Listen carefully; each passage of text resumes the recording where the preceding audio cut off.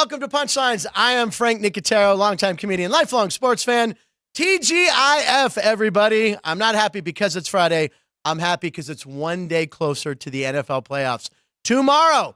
And I hope we are close. We're close till tomorrow, right? And we're a lot closer than the Portland Trail Blazers were last night to the Oklahoma Thunder. Ryan, put that score up, please. Did you see this final? Oklahoma Thunder 139, Trailblazers 77.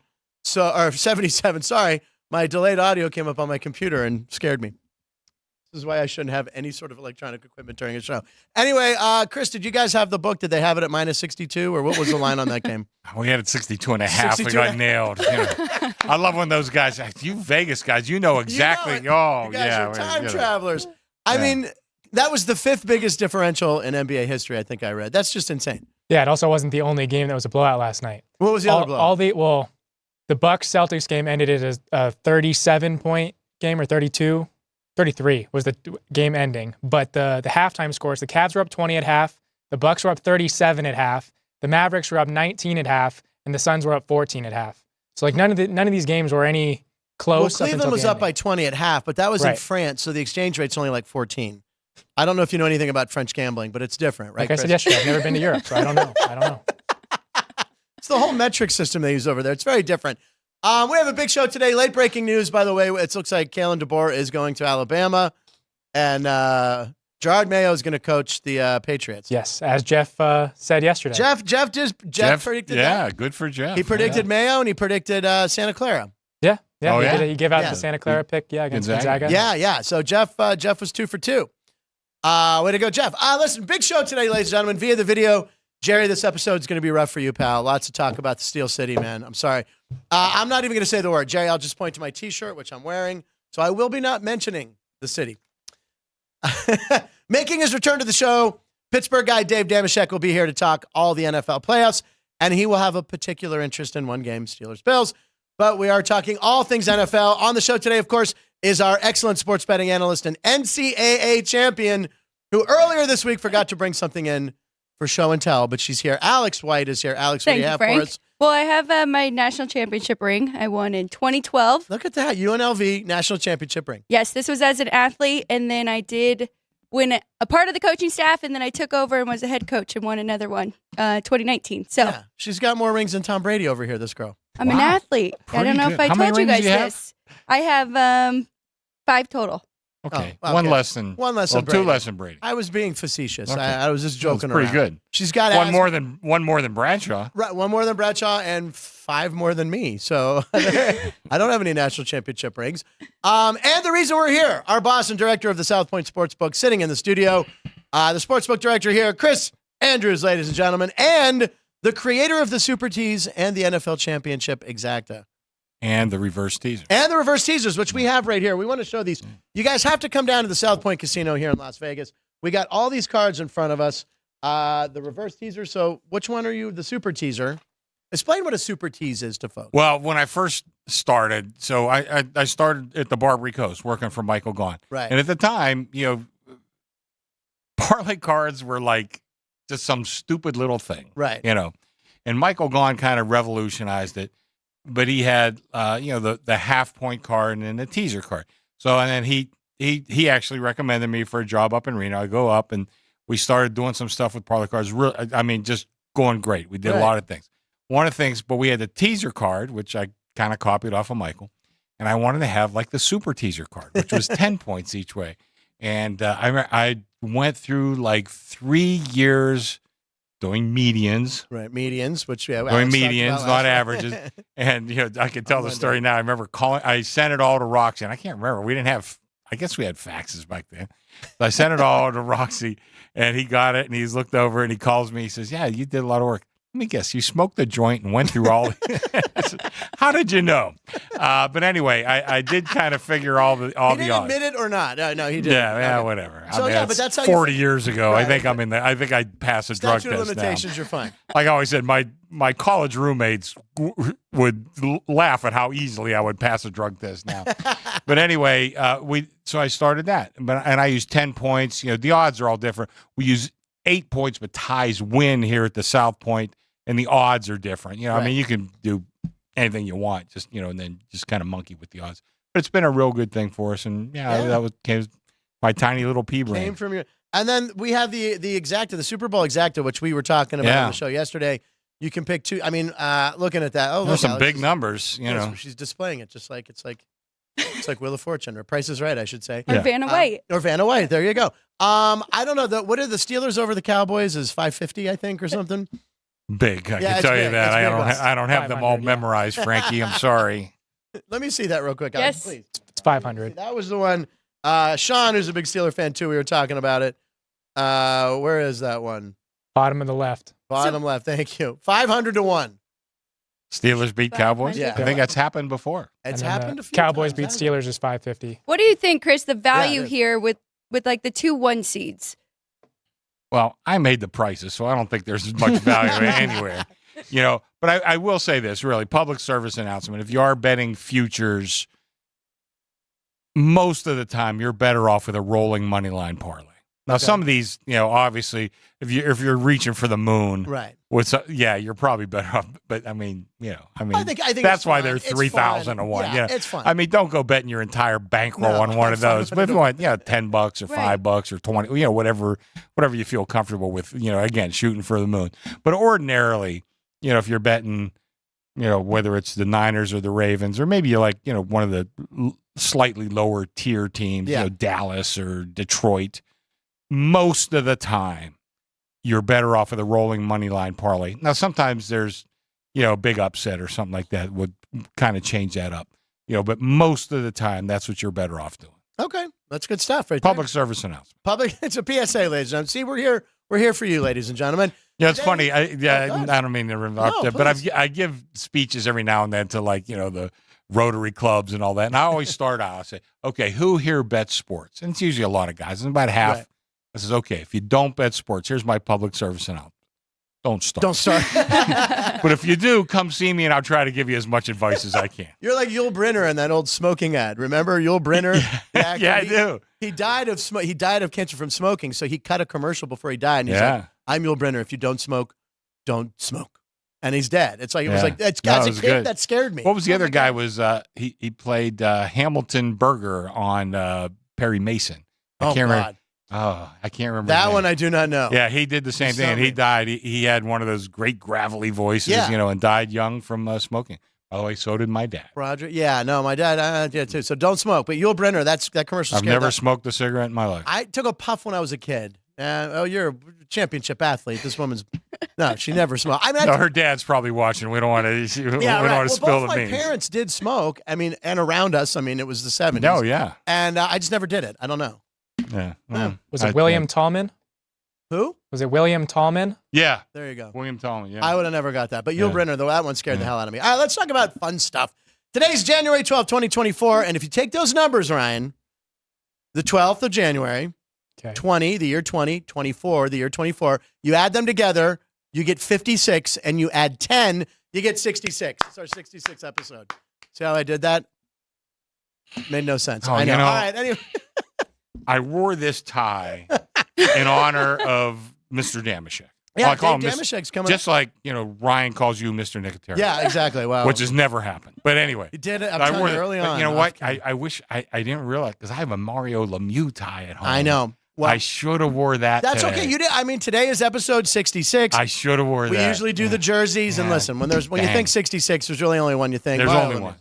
Super Mario. And as not luck, but you want to say irony, on January 12th today in 1993 is when Lemieux shocked the hockey community when he announced he had been diagnosed with cancer. Yeah. At just 27 years old, Mario stepped away from the game to undergo radiation treatments for Hodgkin's disease, now known as Hodgkin's lymphoma. And, of course, we know he came back 3 years later. We had Josh Yowie on that show talking about Mario's comeback night. He returned for 3 years to play 5 more seasons. But today, episode 66, and the day that we found out he had cancer. I think he led the league in scoring that year, too, despite missing 6 weeks. He was second in the Hart Trophy, right? I believe that. And he was up there and scoring. It was insane how he came back. Dave probably knows. Dave will know. First game back, he had 3 points. I know that. He scored in the first game back. The crowd went nuts. And Josh Yowie who covers the Penguins for The Athletic, of course, said it was probably the best sporting event he's ever been at. It was just most emotional. Living in Reno all those years, not in a big city where you get to see, but I mean, we made a trip one year, the year when they won the 2 Stanley Cups after they won the first. 90 and 91. Yeah, so me and my one buddy Johnny, we went. Where'd we go? We went to San Jose, Anaheim, and L.A. for a 3-game swing, and Penguins won all three of those games, and just got to see Mario at his best with Yager and Francis. And I think Paul Coffey might have still been on that team. Wow, it was just great. Well, as great. And a week hockey. from tomorrow, we're going to be at the Penguin game right here in Vegas. Yeah. Are you rooting for Vegas that game? I'm sure you probably will be. I have to root for the Golden Knights. They had a big win last night, so we're hoping they can keep that going. They did. They won 2-1 in OT, right? Yep. Yes, they did. And I know, Very I think, quickly in overtime, what's that? Very quickly into overtime, too. Yeah, it was. It was very less than- quickly. less And I than a know minute. Kaluch was talking about that game, thought maybe Vegas would struggle. He did also, I think, mention the under, maybe a little tired game, so 2-1. It'll be a good game, though. Pittsburgh's playing very good. As I know, who I'm avoiding them for unders right now. Since they haven't put up points. Yeah, we'll be there. We're going to be at the game. I think we have to make some sort of bet between the 3 of us and the 4 of us. I'm sorry. I mean, Ooh. Chris and I are taking the Pens. You guys are taking the Knights. We have a week to think of an interesting prop bet. Okay. Yeah, let's think of An something. interesting payoff for that bet, I should Okay. say. It was Yager that led the league in scoring that year in 2000. Yager led the did league. he? Okay. But Lemieux came back and had like a ridiculous amount of points in Yeah, a he short had, time. he had 76 points. Yeah, in like 50-some games or something. I Yeah, think we less talked than about it. When he retired that first time, when he Right. retired, and not when he came back a couple years later, he was the only player. And I'm pretty sure not even Gretzky averaged 2 points per game. Oh, yeah. No, his highest entire cap. Yep. career. Yeah, he's amazing. And by the way, Josh Yohe says, give me one thing that Gretzky did better than Lemieux. That was always his big thing. He's like, he couldn't pass as well, couldn't shoot, didn't have the strength. So I don't know. I mean, that's, he's biased because he's rooting for Mario. But well, Dave's pretty biased too. We'll get Dave on. We'll talk to him One about of Dave's thing, he loves to put it, 66 is greater than 99. And by the way, we have another 66 jersey, don't we? We have Kirk Cousins wearing number 66. Kirk Cousins wore 66 in camp as a good-natured nod to a punter who wore the 66 the year before. Do we have that picture of him wearing a 66? Yeah, we do. It's coming up. All right.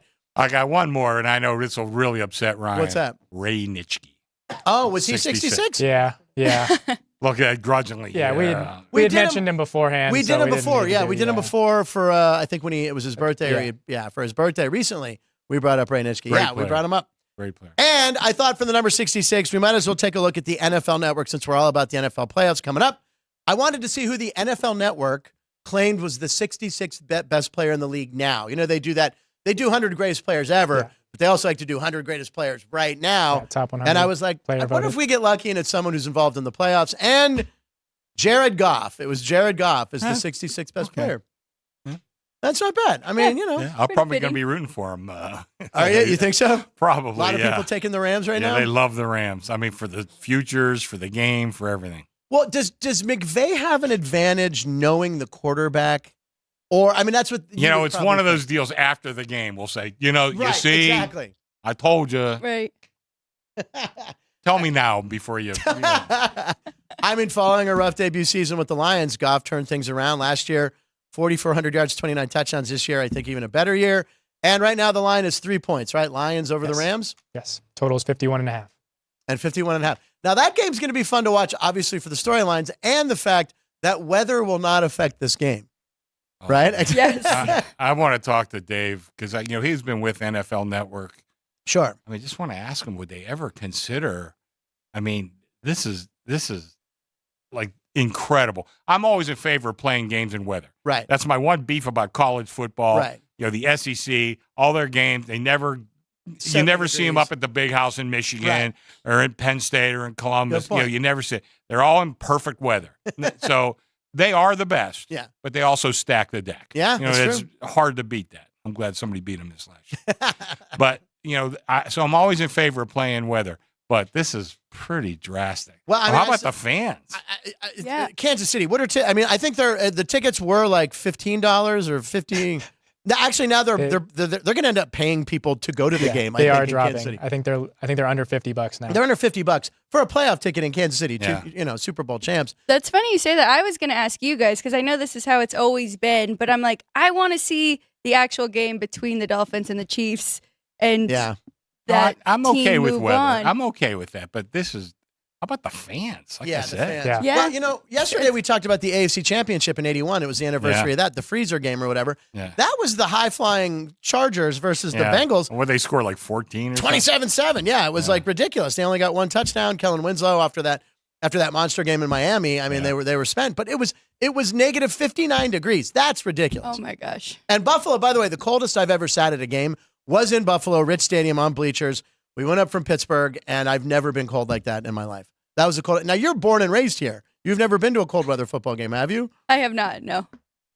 I got to tell you, I went to the Vegas Bowl one year. It was UCLA playing Wyoming. Okay. And the temperature was like 43, and I'd been in Vegas for a couple years. I froze my ass. Yeah, my I know. blood got so thin. It thins out, man. And I was the one end of the stadium where the wind was blowing right into. You've been in there, I'm sure. Oh, yeah. Oh, my God. And we left at halftime. I says, I can't. This is unbelievable. And I've been at Pittsburgh. I remember seeing a Green Bay-Pittsburgh game back in, God, got to be like 71-ish or something like that. 0 at kickoff. And I was more cold in Las Vegas. Well, the game Tommy Maddox brought the Steelers back against the Browns, where the first time they played Renegade, by the way, I was at the game. First time they were, Dameshek will probably know this game, but I was there. First time they played Renegade, they were down to Kelly Holcomb and the Browns. And I turned to my brother-in-law. I said, the Steelers are going to come back and win. Tommy Maddox is going to bring us back.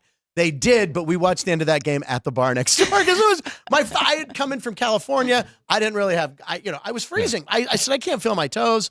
I said, we got to get out of here. So we went to Bettis's bar, I think. It was, no, it wasn't Jerome Bettis's. It was McFadden's, I think. Yeah. We went over and watched the end of the game there. I tell everybody I stayed till the end, but I lied. Yeah, well, I was freezing. We should get Dave on. Let's get him on. Come on. Yeah. He just popped up. Where are my headphones? Where's mine? Do I have headphones? Sean, do we have headphones for Chris? Right make sure. Yeah, he's got them. Not ready. Oh, he's not ready. Oh, okay. We're gonna not kill ready. him. Looks like he's ready. We're still working on a few things. Audio. Oh, okay. No audio. Okay, we're gonna get there. Okay. Well, I'll talk about something at the anniversary. We've been talking, talking January this time of year. Anniversary of a lot of Super Bowls. We have to bring up Super Bowl III. It was played today in 1969. Really? Yep. Joe Namath leads the New York Jets, the AFL New York Jets, right? I mean, this was a big upset. The line of the game was 19 and a half. The Colts were favored by 19 and a half. No, is that a little inflated? Yeah, it was really more like 17. Okay. Was the number. Yeah, okay. Coming from the true gambler, he's like, well, yeah, it was more like, but that was one of those where, like I said, now you say, what's the number? What's the number? Right. Well, what's Circa have it? What's South Point have it? What's, blah, blah, blah. Back then, there was one number. Right. Bob Martin. When Bob Martin put out the number, okay, that was the number. And everybody afterwards was telling Bob, boy, did you blow that? How did you? And Bob loved it. He says, he goes, I did great two-way business on it. It was a perfect number. Yeah. These guys think we're trying to predict the outcome of the game. We're not trying to do that. We're just trying to get, we're not trying to get equal action on both sides, but we want some sort of a ratio on both sides. Exactly. Bob says, I made a fortune on that game. I don't know what people were talking about. And that's a great graphic right there Ryan has up. Super Bowl III. Joe Namath from Beaver Falls, Pennsylvania, also where Frank Nicotero was born. So I've always, Joe Willie. I saw your plaque on when I don't know. When you enter Beaver Falls, it says, home of Joe Namath. Frank Nicotero might have been born here. We're not really sure. I was technically born in New Brighton, but I was raised in Beaver Falls. They're right next door to each other. Also the home of Donnie Iris from the Jaggers. Maybe Donnie Iris. Oh, yeah. The Last time in Pittsburgh, I saw Donnie Iris. I've seen, I've known Donnie since I was a kid. Really? My friends all know him well. I've met him. Everyone's met him or known Donnie. He's the greatest guy. He's 80 years old, turned 80, just beat cancer. He's doing a show in March 17th. Yeah, I got some pictures with me and him. And he still rocks. He's 80 years old. He can still kill it. While we're waiting real quick for Dave Dameshek, are we good or one more minute? Okay. We'll also talk about this game. I'm glad Chris is here. 2013, the Mile High Miracle. Now, this is often considered one of the greatest NFL games of the 2010s and one of the greatest games, the greatest game of the 2010s and one of the greatest of all time. Here's Jacoby Jones catching this ball right here. This was just like, and Ryan being the football and the DB that he was, right? Yeah. You hate watching this play. Yeah. This and then the Minneapolis Miracle is just like, what are the safeties doing? How does this one let him behind him and then just misplay it completely like that? And then, Now, I forgot that this game went to not only overtime, but double overtime. Yep. Yeah. Yep. Jeff Parles is here. He's the man who knows. Went double overtime. And of course, Baltimore wins and ends up winning the Super Bowl that year. So if they lose that game in Denver, that is not good.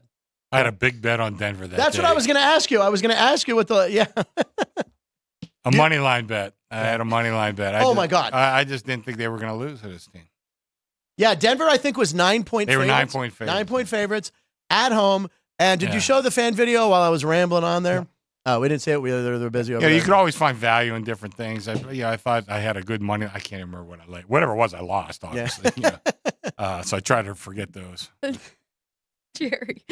What's going on? Are we all right? He's sneaking out from behind, but I think everyone saw him. So, hello, Jerry. Who does he think he is? Jimmy Vaccaro? No, he's wearing black. He's not wearing a white sweatshirt. And since we have Dave Dameshek coming on, hopefully here any second now. Yeah, come on. Keeping with the Pittsburgh theme and Mario Lemieux and being episode 66 on this day in history, 1988, Willie Stargell elected to the Hall of Fame. My favorite player as a kid. The only report I got an A on in English class was Wilver Darnell Stargell. His name was Wilver. Yeah. Wilver Stargell. Wilver. Who's your favorite baseball player? Did you have a favorite baseball player growing up? Ken Griffey Jr. Yeah. I'd say. Yeah. If you lived in a town without baseball, and Ken Griffey Jr. That's a good one to take right there. Played the game clean. Yes. One of the best ever. I almost said Mark McGwire, then I was like, wait, I gotta bring it back. That 98 home run chase though, that was super That was exciting. great baseball. It really was. Great baseball. But McGuire, being the moron, does an interview after a game with Andrestein. Andrew, whatever it was. A jar of it in his locker room, and the reporter's like, "Hey, what's that?" And he's like, "Oh, that's just a special powder I take, supplement." And then they looked it up, and then it was like, I don't know if that's approved by the Major League Baseball rules and guidance rules. But Willie Stargell, I saw him when I saw him play. In 80, 81, when I'd see him live, he would come and pinch hit in the ninth inning. If the Pirates were up by 10 runs, down by 10, they'd bring him up. Crowd would get up and go crazy. He'd come up, strike out, pop up. Had the windmill with the bat. But I did see him hit a home run. So before he retired, I saw Willie hit a home run. And I was there for his last game. They batted him leadoff. They batted Willie Stargell leadoff against Steve Rogers, the Montreal Expos pitcher. It's a comebacker to Steve Rogers leading off the game. They wanted him to bat first so they could get him out of the game. Goes off a Rogers mitt, and he kind of just looks at the ball, and Willie runs down to first, and Steve Rogers kind of goes over and doesn't really throw it that hard. Willie's safe. So it was a base hit. It was really kind of sad, actually. This prodigious home run hitter. And anyway, Doug Frobel was the pinch runner, the answer to the trivia question that I have won many a drinks in Pittsburgh on. But the parlay card. So we're gonna do a parlay card. Me, Ryan, Ryan and Alex. We're gonna do our usual Friday parlay. Yeah. Nothing yet with Dave? I'm waiting for the go. Yeah, we're having audio issues. Audio issues. So, Chris, what is the biggest? Is the Lions and the Rams? Is that the biggest action right now? Oh boy, I tell you what, we have done so much business this That's week. good. It's incredible. I couldn't even tell you. By the way, walking I got around the a lot hotel, of play. when I've seen jerseys from every team that's playing this weekend Really? already. Yeah. I even saw Philly jerseys. I'm like, not prepared to answer that because we have. So, and even this morning, I mean, they're firing like crazy. Yeah. So I mean, we're doing a ton of business all over the board. I don't have any huge needs or, like I said, I'm going to need. I could just tell I'm going to need Detroit. Yeah. But the other games, seem within reason. All right, Alex. I'm surprised that the Steelers-Bills is still 35. Yeah. Do you think that's going to continue to drop before kickoff? I mean, they're saying 34 now. 25 mile per hour wind It's down to 34 and a half. Yeah. It's So it has 34, dropped. 34 flat. 34 flat. Okay. There's just the only way that game's going over, which you can, Okay, of course. is special teams or an interception or something. Slippery like ball, that. cold weather play. I mean, 34 is pretty low, but I can hear him, by the way, with my IFB in. really, you Yes. can hear Dave? Yes, I can. Okay. We can't hear him on the. Yeah, Dave, you there? No, I can't hear him right now. Dave, where you going, Dave? Well, Sorry. I don't know if you guys saw the Eagles. So the Eagles are having a ton of drama right now, but A.J. Brown has deleted all of his Eagles stuff from his social media. come on, really? Are you serious? Yep. Now, see, that's him battling. I don't that's like a that. that's a Nick Sirianni versus him right now. He wants to see what management is who's going to blink Yeah, but, first, right? but 2 weeks ago, A.J. Brown was saying that it's not on the coaching staff at all. They're not the ones that play. Of course It's he up to said the that. players. Yeah, right. So now what is this drama? Where is this coming Can I from? tell you something? You're a professional. Yeah. Go out and play Play the damn game. Yeah. Play the game. Once the season's over, we could deal with all this Yeah. stuff. But you're getting paid for a job. By the way, I'm imagining well. getting paid pretty darn good. Go out and do your job. It's maddening. It's maddening. He removed all trade. That, Oh, by the yeah, way, it's crazy. that's become such the move by players. Right. Like, remember Kyler Murray did it with the Yeah, Cardinals. I mean, it's so passive aggressive. It really is. It really is. So, Alex, we were talking right before the show. The Steelers-Bills game, I'm now seeing, depending on how this wind hits the lake, it could be 2 feet of snow during the game. So how do you can't handicap? I mean, how do you just stay away from that game? Or what are you looking on the over-under and the Steelers-Bills? I mean, I love that under. Yeah. I think that is, I mean, especially with the wind, that's the main factor, right? You take off a touchdown from your number when the wind is over 20 miles per hour. So if it's getting up to 30, I think it's going to be a complete run game. I will say, though, I was looking up Bills, and they've been a double-digit favorite 4 times this year, Okay. and they're 0-4 ATS Ooh. in those games. Really? So that 10 points is very tempting with the Steelers, especially with the weather. But You know, I don't. Excuse me. No. I don't advocate teasing totals very much. Right. You could. It might be a correlated Push it teaser up. here. push Yeah. it up You get and up take the to under. 15 and under. I hear, And under what? I hear 30, under 40. Yeah. I hear him, by the way, guys. Yeah. Come on. I hear him. Here we go. Yeah. Well, Okay. yeah. Because we hear him on one end doesn't mean We can hear hear him on- great. I hear him fine. Bring him in. Bring him in. Okay. Yeah. No. Gotcha. Listen, there's weather that's going to affect games. There's audio that affects shows, ladies and gentlemen. You got to take it in stride. We're very proud to have back another huge, big Steeler fan. Sorry, Jay, we're going to talk a lot of Steelers. Dave Dameshek is here. Dave, thank you for joining us, buddy. No, we lost. Dave, can you hear me? He can't hear me. No, I can't hear All right, you. just Can start- you hear me? Yeah, I can Yeah, we hear hear you. I think this is great. I think this is great. I think it feels nice and retro. That We do I it like live. it very. Listen, let me tell you something, fella. Go ahead. I got you beat how I got a whole shirt, bro. Look at that. I was at the Now listen. Super Bowl, and a girl had a mini skirt made out of a terrible towel. Oh, really? Hottest thing I've ever seen in my life. Oh, yeah. So, This is a mom of a pal made this for me. This is an actual shirt. I don't know if I should hit the streets with it. It might be too much. It might be a little bit too on the nose. But I will say, maybe this is perfect for the moment. Weather, trying to take down a football game, and all of that. Right. This is exactly what we're dealing with, right? You know, ill Exactly. conditions. so weather in the game. This is how I'll communicate to him. So, Can you get that, Dave? Can you see that? I got it. Okay. Okay. So, what do you think? All right. So, Texans versus. He can hear. Oh, I'm hearing you now. Oh, you hear me I'm now? out. Oh, okay. Ah, Texans, there we Browns. go. All right, All one to right. We'll start off with the Dave, Texans. I knew that I could hear that East Pittsburgh accent breaking through there. As it was wafting down from up on high on Churchill. I went just went right up the road there, and look who I found. I found my guy, my one of the Churchill Chargers true legends. That's right. Chris Yeah. Sanders, baby. So, Dave, it's episode 66 for us, so we're happy to have you here. So, obviously, we were talking about Mario Lemieux earlier, and today happens to be the day where he announced that he had Hodgkins. Do you remember where you were when Mario made that announcement, and what were your reactions were? Thinking, wow, we're going to lose him at 27. You're not going to see him play anymore.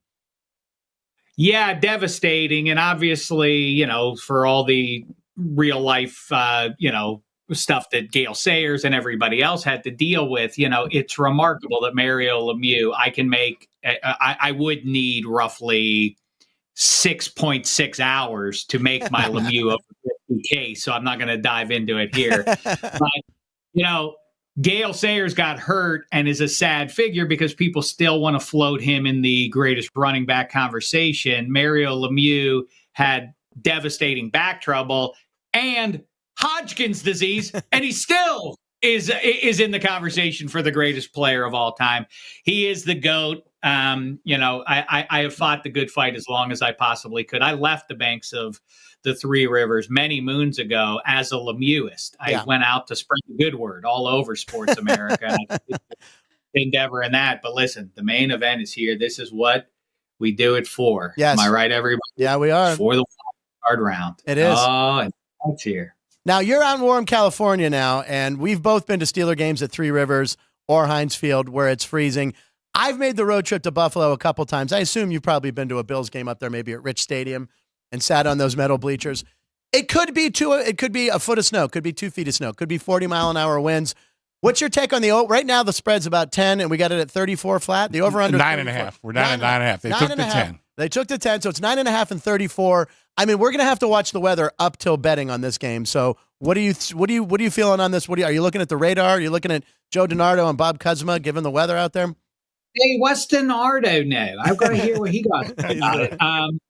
Yeah, if your glass is half full of snow, then you like that total drop-in on that Bills Steelers game. If your glass is half empty with snow, I think you know why that number keeps dropping and dropping and dropping. So I don't know if this is going to be. I sincerely, I know that the rhetoric is supposed to go that we want it to be snowy, and aesthetically, I'm all in on that. I love that. Looks amazing and all of that. The wind, I don't want it to be so severe that it is one of those games that's just a throwaway. The Patriots-Bills game of, what was that, 2 seasons ago or 3 now, when it was so windy, that result was so ridiculous and irrelevant. I would hate for for a playoff game to come down to that. That being said, outside of severe winds, I love the elements. They only add to the pleasure there. And these people, they're a weird percentage of football fans online and otherwise, if you're looking around, using their voice to announce, hey, it's dangerous out there. We should cancel this. No, screw that. Yeah. It's a football. What I always talk about is what football has and why it means so much to us. I hypothesize that one of the reasons football is the best sport is because where it falls on the calendar and because it's generally been played outdoors. Baseball, if it snows or rains, obviously, well, now we have to delay the game, so it's a non-starter there. Basketball and hockey covered by a roof. Football is out in the conditions, and it is that connection. I've been in Three Rivers and Heinz Field in frigid conditions, wins and losses, but it is the shared experience. We all have to delude ourselves into thinking that these strangers wearing the colors of our city care as much about our city as we do. Strangers. That delusion, it's a required delusion, but now it's extended by the fact that we are in the same conditions that they are. And we feel like, I know that we're not being run into by gigantic and fat 300-pound men, but nevertheless, we feel like I'm in the same spot That's you true. are. Big Yeah, that's true. That's right? true. Yeah. And Chris loves the elements, right? Yeah, right. No, I've always said that's what I hate about college football. The SEC, they play everything, in perfect weather. And then you get to the championship, the bowl game, and they are the best. There's no question, but they also stack the deck. I mean, let's see a game up in up at the Big House in Michigan or in Columbus or Penn State. Pick Notre Dame. Play one of these final matches up there. Why do we have to play it in perfect weather? In domes, yeah. Yeah, I mean, let's play it in the element. I mean, plus, like if you are a Michigan or Ohio State, you're recruiting to win, games that have the elements in it. LSU, you're probably not. I took to Twitter. I shamefully am self-promoting here, but look at my Twitter feed earlier today. I laid out the case for the shame that, the cutting their nose to spite their climate-controlled face up there in Detroit or any NFC North team for that matter, that they relinquished home field advantage. And what is home field advantage beyond, and what is the actual advantage, especially if you're an NFC North team, to be bringing some pretty boys from SoCal up there. Now you've just waived that home field advantage. I mean, they deserve to lose this game from a pigskin spiritual sense. Why would you give up the home field advantage that is inherent? Exactly what you described. The entire premise of being up in Detroit is for a home against a team from below the from the Sun Belt, below the Mason-Dixon line. It makes me crazy. Well, I always loved, in most years, probably I went back and looked, it was about 2/3 or 3/4 of the time when Miami and Buffalo play. Yeah. The first game is in Miami. That's right. And the second game's in Buffalo. Right. And I'm not sure what kind of AFL deal that was, because you got to remember, Miami, before your time, was actually an expansion team into the AFL. And I'm sure there was some sort of deal that, whenever Wilson said, yeah, sure, they can come. But by the way, they're coming to Buffalo every December. That's going to be part of the deal. Unbelievable. Yeah, those are great. I remember I've watched Marino and Kelly duel in snowstorms. Those were some of the greatest games. Yeah. And Alex, you had something? Yeah, Dave, I just want your opinion on. There's a couple great storylines in regards to quarterbacks, and I'm going to start with the veteran Joe Flacco coming off the couch. He's actually the favorite in this game, going to Houston to take on this rookie quarterback in C.J. Stroud, who has just done outstanding things. Do you have a feel for this game? Houston getting 2 now. They've been getting a little money. They were 2.5 earlier in the week. The thing I've been saying all week is, like, imagine if you fell into a coma around Thanksgiving or just now, how flipped out you would be looking at the wild card round matchups here. Yeah. I mean, like, wait, the Rams made the playoffs? What the hell? You're like, oh, and we got Stafford v. Goff. Ooh, that's fun. Like, wait a second. Joe Flacco actually is going? What the hell? And to answer your question, forgive me, I'm swept up in it. I don't know if you can tell. Like my enthusiasm is sincere. I love the playoffs are the best. The NFL playoffs are my favorite, the greatest tournament existing, and I can't wait for it. And I love that my team's in it. Our team, I should say. I like Stroud in this spot. I think we're overlooking because Joe Flacco now counts in our new world order with some of the guys that are going to be out there playing like Mason Rudolph and otherwise. Like Joe Flacco now counts as a Browns mainstay. So he's like a dependable option now. But let's remember, he's Joe Flacco. And Joe Flacco is now going on the road to play a good Texans team. And, Denzel Ward, questionable with the knee. That's huge. I like the Texans before the Ward injury, but that's a major component of what the Browns defense wants to do. Now, I like the Texans straight up in this one. Yeah. Now I saw. I think you ranked on your Twitter feed that you thought Tua was the worst quarterback left in the playoffs. Was that? Did you have Tua ranked lowest? That was not me. Okay, you were commenting on someone had that or something. Maybe I can't remember, but someone had Tua as the lowest ranked quarterback left, and I was like, I don't see that. They had Rudolph up higher than him, and I look, we're rooting for Mason Rudolph, but I still think Tua going to Kate. Now you've probably been to cold weather. You have been to cold weather games. How much would it cost for me to pay you to go to that KC game and sit in the stands with temperatures around 2 degrees? Well, I mean, that's the buy-in. You go to the Super Bowl for the corporate event, where with the corporate types who have their shirt and tie on, but they get a T-shirt at the big game, and they don't choose a team. It's the T-shirt that has the logos of the 2 football teams about to play each other on it, which is the lamest purchase you can make. And it's the Rob Lowe NFL hat T-shirts.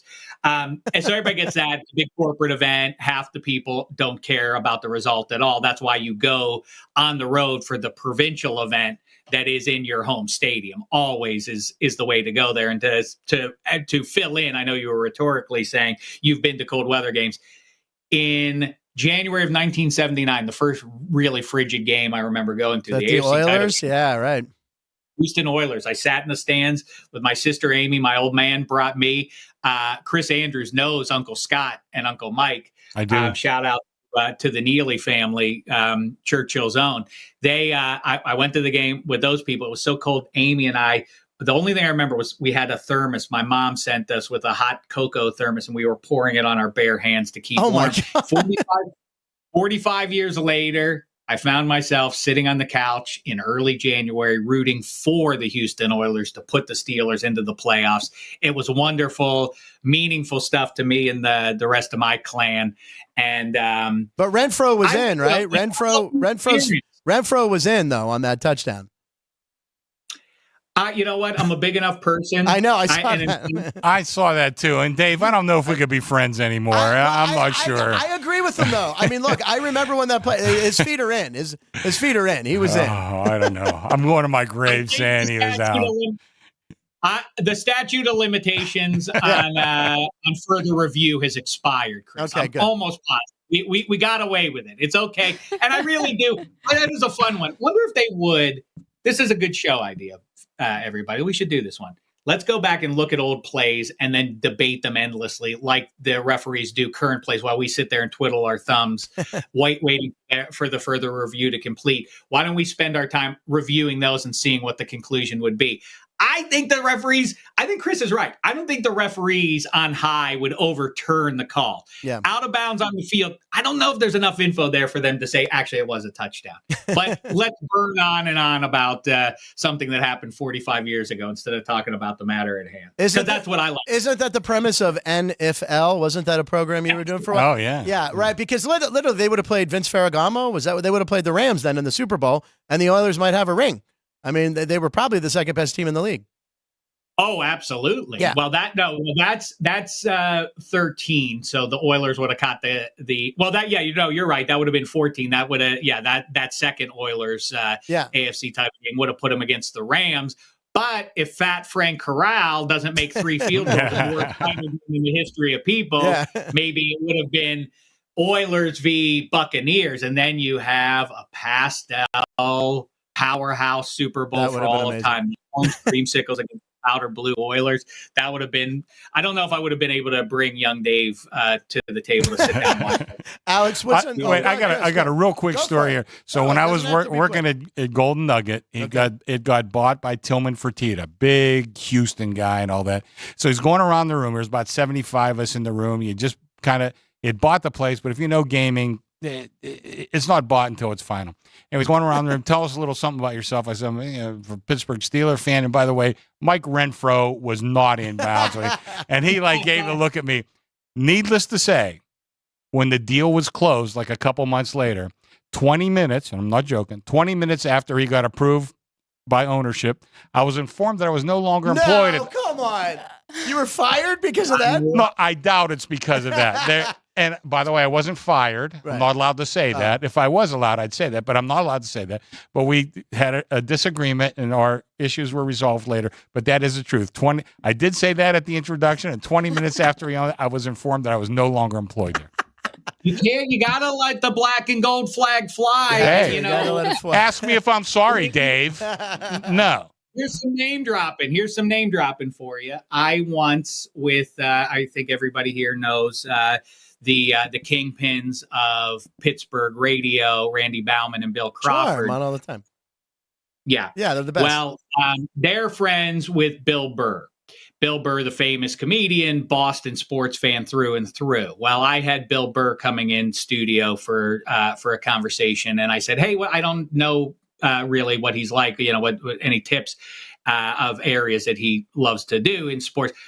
And they said the only thing you can't do is he sincerely hates the Pittsburgh Penguins, and specifically Alf Samuelson for the Cam Neely knee injury in 1991. I can't believe I shook his hand. They said to me, you're right. They said you should not bring that up because it's not a joke. He loves to obviously kid around, but that's something that he does not think is funny. And I was like, well, now you've put it in my ear. Not only did I bring it up to him, I led with it. I knew he was not happy. I can't believe he sat through the interview, but he was not in great spirits. But to get in the Wayback Machine, just very quickly, if you saw Wade Phillips, Bum Phillips' son, and of course was on the coaching staff of those Houston Oilers back in 1979, the reason you'll see him tweeting back at me about those games is because he told me, or I confirmed this story with him after I talked. Here's the ultimate name drop: Mean Joe Green. Oh, man. I talked to Mean Joe Green once. And I was reminiscing with him that I said, the first time where I felt mortal as a sports fan and as a human being was when you guys in 1979 played the upstart at that point, San Diego Chargers. You went out to San Diego for that game. I remember. And I think it was either late November or the first day in December, something like that. They didn't beat the Steelers. Yeah. They destroyed them. And I remember my old man and the aforementioned uncles sitting there stunned in a way I'd never seen it before. As a little kid, I was like, why are they? They're really like, boy, this team, we're outmoded all of a sudden. And the Oilers then in the playoffs with Dan Pastorini, Earl Campbell, and Ken Burrow all hurt, Gifford Nielsen and company somehow pull off an impossible upset. Yeah. Vernon Perry had 4 picks in that. Oh, wow, yeah. He was number 32, wasn't he? Vernon Perry? That popped into my head, I'm pretty sure. Yeah. I still remember a weird number for a DV. Yeah, right. I remember being in Three River Stadium on high and watching on the first possession of the game. I remember Vernon Perry running across my eye line for a touchdown. That's how the AFC title game started. All-time heater for Vernon Perry, who's he in football history. For 2 weeks, he couldn't be beat. But I brought that San Diego Chargers game up to Mean Joe.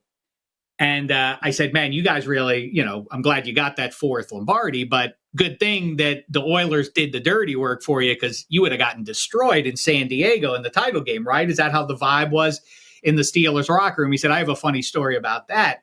When we were finishing up in that Chargers game, when they were killing us, I noticed that Dan Fouts had a tell when he was throwing certain passes. Wow. And I so badly didn't want to play the Chargers. I didn't want to rematch against the Chargers in the AFC title game, that I called Bum Phillips and I told him what I had picked up, and he employed that to defeat. Wow, that's huge. I was over the moon, and then I confirmed that with Wade Phillips. No kidding. After the fact. Wow. So yeah. Wow. You know what, Dave? We're approximately the same age. I remember living in California at the time, because we went back and forth between the two cities. But I remember watching that San Diego game, and it was like, I'm going to say 28 points right away, or 28-7 or 34. I remember watching that game thinking, oh God, the run's over for my team, right? Yeah, right. I remember watching that game, but that is an amazing story that he actually talked to Bum Phillips, who, by the way, and I've mentioned this on the show, my favorite non-Steeler player ever was Earl Campbell. I love Bum Phillips. I love the song, Houston Oilers, and Love You Blue, all that stuff. So that is a fantastic story. Well, I can remember, as a matter of fact, I texted Dave a couple months ago, or a year ago, that story came up. And I remember I'm in Vegas at the time, and my image of that game, I think it was like 35-3 or something like that. Like I told Dave, 35-14 or 35-14. Yeah. That covers up how one-sided it was. It was ridiculous. It wasn't even that close, right. My image of, I just remember the camera focusing in on Bradshaw, and he's just sitting there like shaking his head like, what the hell is going on here? And I remember that. Now, I didn't know about the tell on me, right? But that's a great story, because I that's the one Super Bowl I was at. I went to see the Rams lose to the Steelers. Oh, no, in Pasadena. In Pasadena. At the Rose Bowl, yeah. By the way, I looked it up. Vernon Perry, number 32. There's his Houston Oilers jersey. I don't know why I remember, because it's such an odd number. But anyway, Alex, do you want to go to a different game? We'll get Dave's take on this. Well, you brought it up, Dave. I want your take on Matthew Stafford going back to Detroit. The return of Matt Stafford. This is the toughest call of the weekend as far as I'm concerned, but I finally just gave into it and decided straight up. Okay. Wow. I have, people talk about the Madden cover curse and Sports Illustrated curse. I guess that's probably was left in the last millennium, but people have various things that they point to as curses. I think the curse of Sposta looms large every postseason, and it falls on the team that's supposed to win. If you have to get it, the Cowboys as a for instance, because of their Dak history and Romo history and otherwise, they have to get this game. They have to make a deep playoff run. And that puts added pressure on these guys who already have a ton of pressure on them in these playoffs. Dak's going to have to carry that around with him. By the way, Josh Allen's got to carry that around with him too. Yeah. I think there's a weird sort of like spiritual 21st century Wade Boggs riding the horse around Yankee Stadium. I remember that. Available to either Jared Goff or to Matthew Stafford. I don't know who that really ultimately helps on either side of things, except when I then think about who's the pressure on here. The Lions need this for validation. Mm-hmm. And now they have to face the ghost that is Matthew Stafford. That's going to be a little bit more pressure. Now, more practically, I think Sean McVay over. And listen, I get it's. I think the fun storyline for all the Goff Stafford stuff is, how about that Raheem Morris, who wants a head coaching gig, and Ben Johnson, who wants a head coaching gig, their units are going head to head, and the winner maybe gets an edge for leaving their current football team so that they can go be a head coach somewhere else. I think that's a fun storyline, but I think that the matchups in a simplistic way favor the Rams in the sense that, like, what have you seen from the Detroit Lions that indicates to you, for all of the fun season they've had, that they can cover up Cooper Kupp and Puka Nakua and take care of Kyron Williams. I don't see that. And so I can see the Lions obviously being competitive against the Rams defense, but if it's going to be tight, I may as well go all in, not just survive and live. I'm taking the win straight. Yeah, and Ben Johnson, the offensive coordinator for the Lions, has already said, well, for me to be a head coach, I'm going to need $15 million a year. What? Whoa. He came out and said, did? Yes, he did. It was something I saw. He said, I'll need, like, you're an offensive coordinator for the Lions. You haven't won anything. But he's like, I'm going to need $15 million. It was online. And if it's online, that means it's true. Oh, yeah, of course. Yeah. But I'm just thinking, and I really don't like anybody in the game. I told these guys I'm going to probably need the Lions just because everybody's betting the Rams. But the way I see the Lions competing, I see the Lions competing by running the ball. I think they could run the ball against the Rams, and if they could do that effectively and continue to do that, takes a little pressure off Goff. They may be able to get out ahead in this game. But, as far, I made the number 3, I don't know what to tell you. I really don't like any, but like a typical bookmaker, whoever you give me, I'm okay with it. That's your favorite team. Because when you win 10. When I win 11. And over the course of time, that's going to make a difference. Hey, by the way, speaking of setting the lines, I reach out periodically. I put the bet signal up in the sky. Chris Andrews is kind enough to sometimes respond to it. I put it up just to ask a what-if question specific to gambling. What if it had been the Chiefs and KC where the Steelers were headed? Because the rhetoric became in the 12 hours after the Steelers got in was like, Who do we want to play? Who do we like? Beggars can't be choosers. Let's be happy we're in.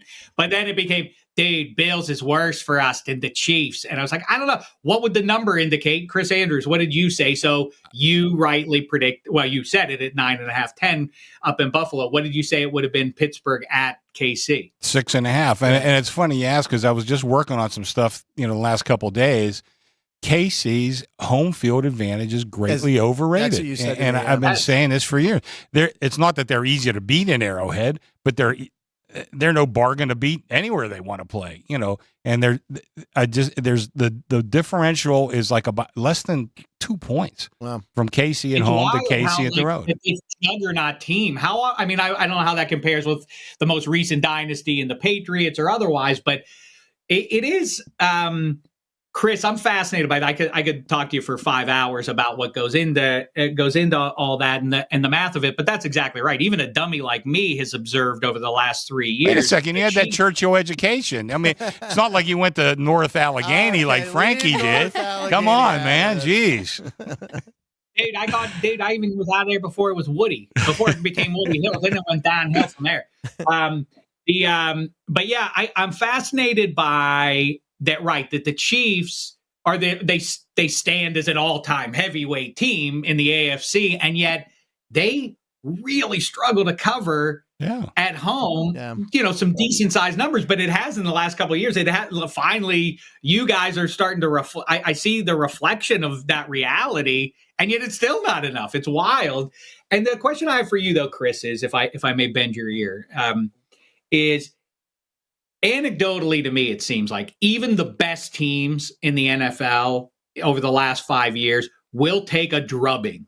They'll get hammered at some point during the season. And it's funny that I've just mentioned the Steelers getting killed by the Chargers in '79, but that was the anomaly back then. If you were a heavyweight team, you might obviously you're going to lose games, but you never got whipped by like 3 scores or more.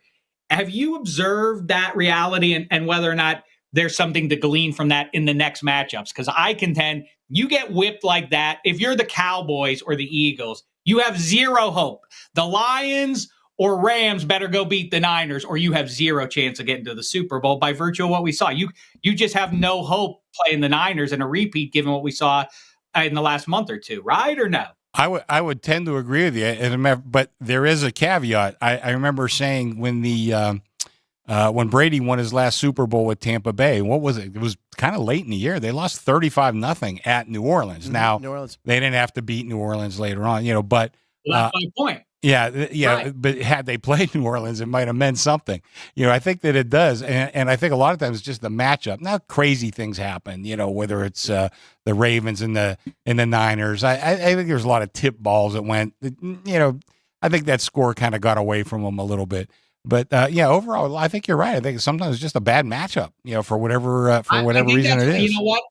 I want to put the asterisk exactly on the matchup you just mentioned. Like, well, maybe the Niners wouldn't get demolished the way they did the first go around with the Ravens, but the devil's Dameshek of that point that you make is, or that I'm even making, is the fact that like that game is 5-0 Niners because Lamar Jackson falls over the referee in the end zone. That could have really been worse. They would have had no hope in that game.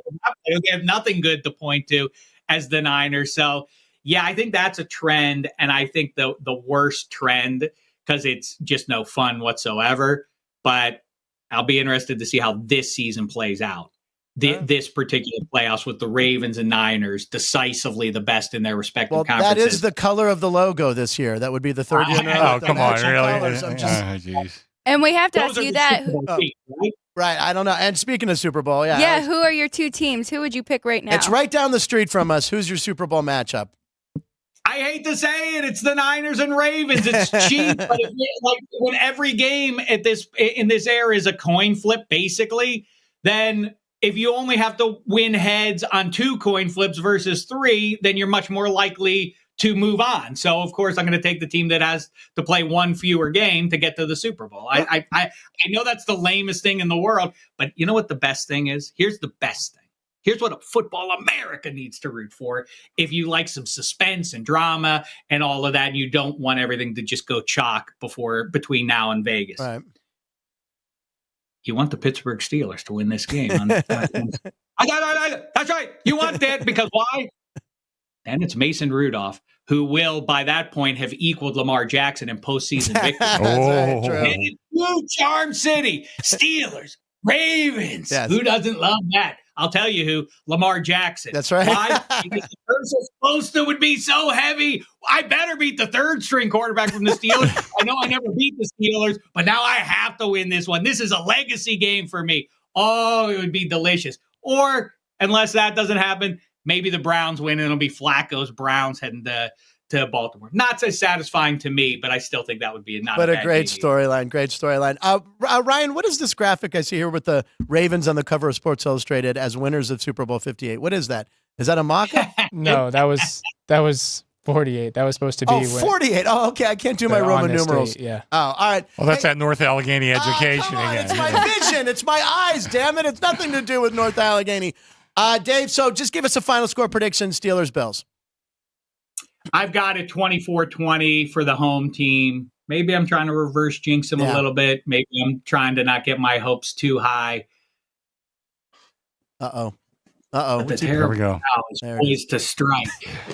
Instead are the Steelers. Hey, have you waved the Here we go, Steelers. Here we go. Get it for Cope. Hey, have you waved the towel before a game? You had to have waved the towel, right?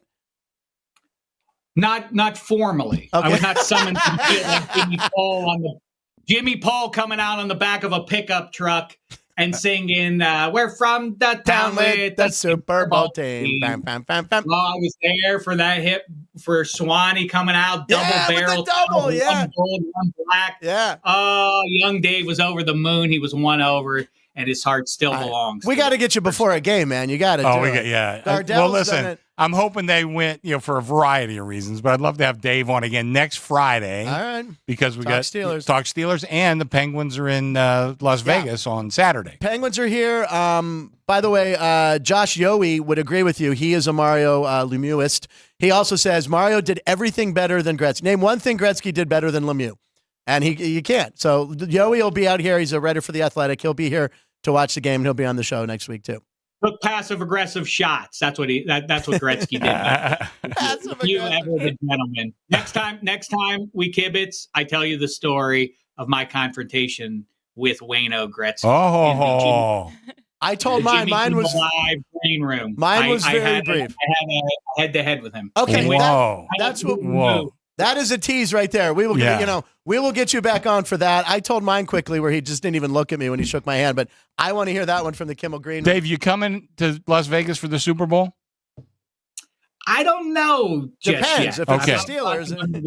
Please, we're at your disposal. If you need anything while you're here, please let us know. Well, Seriously, Chris has never said that to me. What the hell's No, going on here? and I'm not. Well, I mean, no, we'd love to take you to dinner or lunch or whatever you'd like to do. We'd love to. Yeah, thank you for doing this. We appreciate it, Dave. You're Yeah. a great guest. Yeah, you're the best. Yeah, Thank you I so love much. these stories. Here we go, Steelers. Here we go. Thank you, Dave, for being on the show. Everybody, let's get them. Take that, Bills. All right.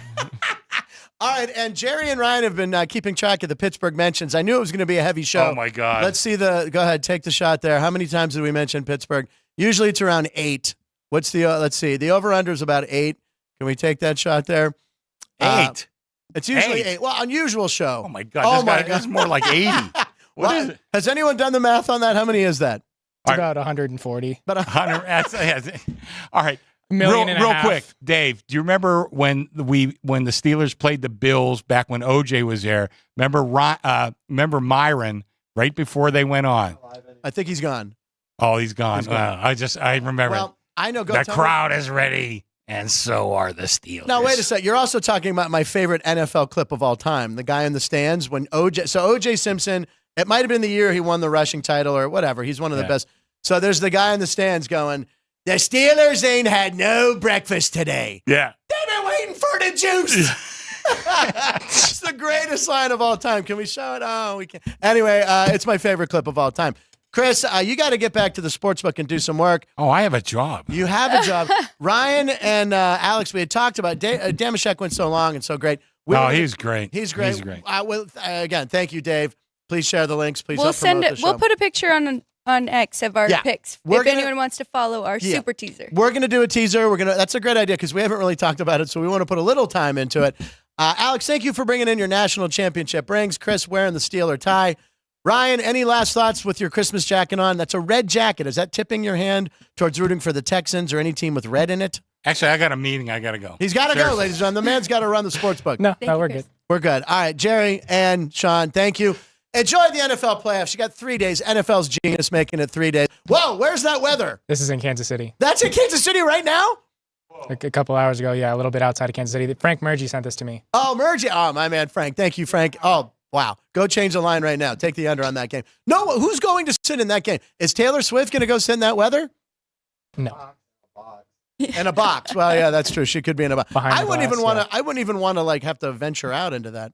No, me either. What game are you most excited to watch? Probably that Lions Rams game. I am too. Yeah, I mean, besides obviously but Steelers. That's the Steeler game. But Lions Rams is going to be the best. Yes, and I mean Jeff said it yesterday. The Houston and Cleveland Browns game. That's Could be the arguably best one of game the of the best weekend. ones Well, too. I ate 2 oysters, and the winning oyster was the Texans. So we'll see how that plays out. Everybody, thanks for watching the show. Have a great NFL weekend. Make sure you follow Alex at Alex White with 2 E's. Alex White T. Jeff Parles will have lots of information, and he'll have even more on Sports by the Book. You're sticking around for that. I am. That's at I'll 3 be o'clock here. today, 2 o'clock today.